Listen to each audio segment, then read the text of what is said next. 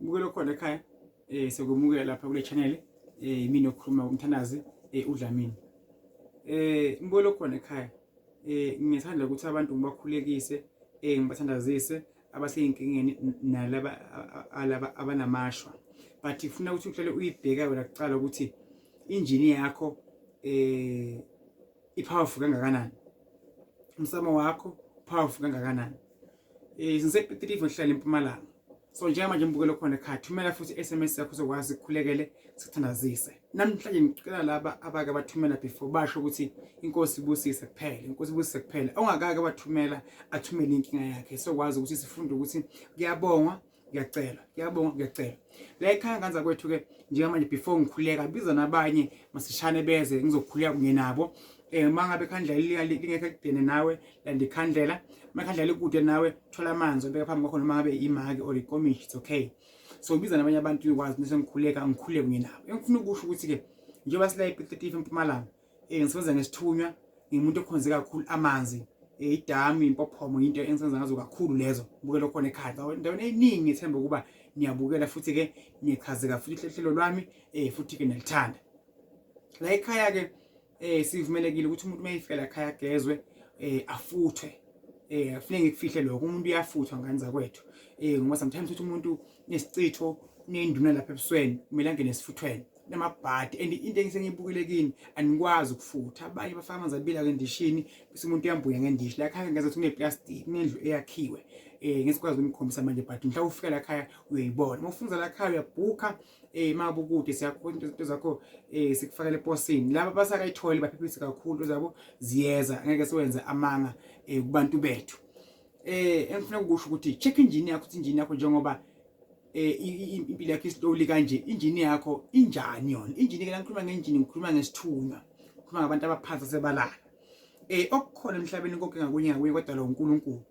Amasonto esikhonza kuwo iwona lenze ukuthi sigcine silahla imsamo nemvelaphi yethu. Umuntu ngabantu Mbukelo khona ekhaya. Kunabanye abaphumela namhlanje baphumele ngawo umsamo, end of the end bona sebakholiwe. Ungasideleli isihlahla asomnela, because ngelinye ilanga futhi ubuye ufune umthunzi kuso. Mina ngiye ngithi ngamane ngifele ukuthi isintu ngiyasithanda futhi konke kwenzako ngokuchuba ngesintu. Ekhaya futhi ke kusekhaya. Abelungu amasiko abo abawalahli. Ngeke ubone umuntu ongasahlisa isiko lakhe. So nawe Mbukelo khona ekhaya isiko lakho ungalahli. Njengamanje sengiyakhuleka njengoba ngikhulela ingane zakho esikolweni, laba bafuna umsebenzi, abafuna umendo, abafuna ke umshado, business, bayagula, bayagulelwa. Njengoba ngizokhuleka njengamanje ngoba ngingumprofeti, ngizobamba le bhayi lami elimhlophe leli. Njengoba ngizokhuleka sikade usejele, bakugweba umdilika jele, uyoba nelakhi, ubona mina ngifike ebusukulele, ubone sebakubiza futhi bathi khona awuphinde futhi uzame appeal sibone ukuthi ngeke baze basephula isigwebo sakho. Bathi ufuna uyohlinzwa, uma sengikhulekile le bhayi lami leli mhlambe ngigcina ngisahlinzwanga. Kumnyama kakhulu 17 kakhulu okuthandako em17 bashaya isicisho ufana ukucosha. Uma sengikhulekile ukubuka ukuthi ngeke kube khona umehluko. Uyagula kwazi ukuhamba awukhona ukubeleka, imali kuwe ayihlali. Abantu abakuthandi, uthanda lo nehlukane, uthanda lo nehlukane, but awuboni ukuthi kuphunywa kanjani. Nawe ube ukuthi uyibambile, uyapheka, uyacleana, uyawasha, uyahlonipha, wenza konke, ungabuthi kuphunywa kanjani.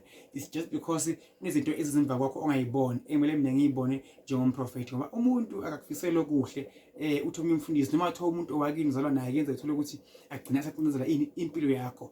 Futhi ke umndeni wamsile ukuthi usiqinizela kakhulu singayi phambili. Asikiyeke konke lokho ke, focus ngempilo yakho. Bamba impilo yakho, nake izinto ezibhekane nawe. Uyeke into eyenza kamakhelwane kuyeza okwakho. Uye wenzeka komuntu futhi wampisela omunye umuntu into embi.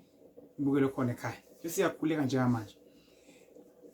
Ngithethumele SMS njengamanje nodinga umkhuleko kaMthandazi njengamanje. Yethemba, ithembani nizophumelela. Lokhu nje uloku uthumele njalo ama SMS, uyothena ngihleli kuvuka ukuthi qhu, uthi uhleli ungibone kuvule into zakho emaphusheni yonke into yakhe ivuleka. Njengamanje siyakhuleka, ngicela ukuthi ubabizile bonke abantu ukuthi abeze umprofeti uzoyakhuleka. Egameni lakho Jehova namandla mkhwisa uNkulunkulu aphathe ungcwele. Khwela Mbukelo khona ekhaya ogulako osejele, usesibhedlela, ufuna umsebenzi, unenkinga ku-relationship yakhe, kuyabhidlika, othola ingozi yemoto njalo, ongakhona lala ebusuku, ohlushwa yipoke ebusuku mayelele, ohlushwa nezilwane. uNkulunkulu amandla Jehova namandla mkhulu esabeka ngithi mongcwele mbusise njengamanje abese uyaphila bese uyabusiseka noma becabanga ukuthi namhlanje ufuna ukuyibulala angaba sayibulala ngoba ngiyazi ukuba usayibulala uyibulala ukuthi akusekho umuntu okunye naye empilweni yakhe lalangakadli kuza thola imali ufanele nemunye umuntu engikhala thola imali Nkosi yami kunzima uNkulunkulu amandla bapholise babona bakhona emakhaya kude lapho kunzima khona cela inhliziyo zabo ziphole zibe kahle indlela efanele la kubhlungu khona kupholiseke notha bunzima bungaphezulu kwamanje into engabekezeleleki uNkulunkulu amandla pholisa baba egameni lakho uze phakade amen ubone khona ekhaya ungabakhohlwa bakini babize njalo busuku nemini inkosi kubusise God bless you.